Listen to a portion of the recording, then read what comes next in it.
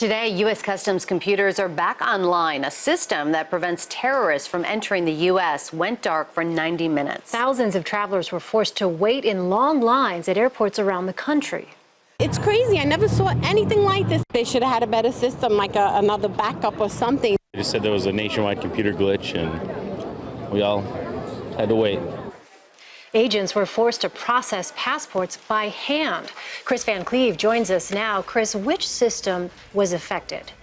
Well, this is a system that allows customs to be able to pull data from FBI-maintained watch lists and then compare that to the names and information of travelers who are entering or leaving the U.S. And typically, this is something that happens instantaneously. You know, you book a flight through an airline website. They check the name against these watch lists.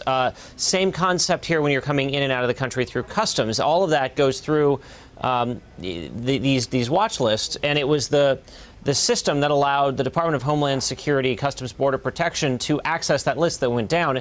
What we're hearing from sources was the problem was a router, so a technology failure, basically, that prevented them from being able to access this list. So that caused a large backup because folks have to be vetted before they get on a plane to leave the country or before they enter the country through customs. And when you have to do that manually, it evidently is quite a process. So, Kris, any word about any security concerns then? Well, it took about 90 minutes to get the system back up and running. It was running by 9:30 Eastern Time last night.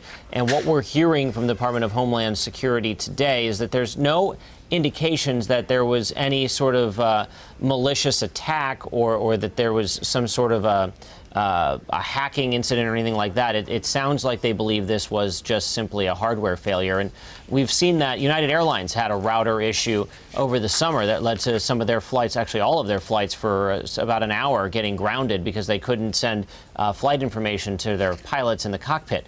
So these things happen. We saw Southwest Airlines have computer issues over the weekend, and that delayed hundreds of flights as well. But it does raise some questions about redundancies, and certainly there are redundancies in the system, but you got to wonder why they didn't work better last night. All right, Kris Van Cleave in Washington for us. Thank you.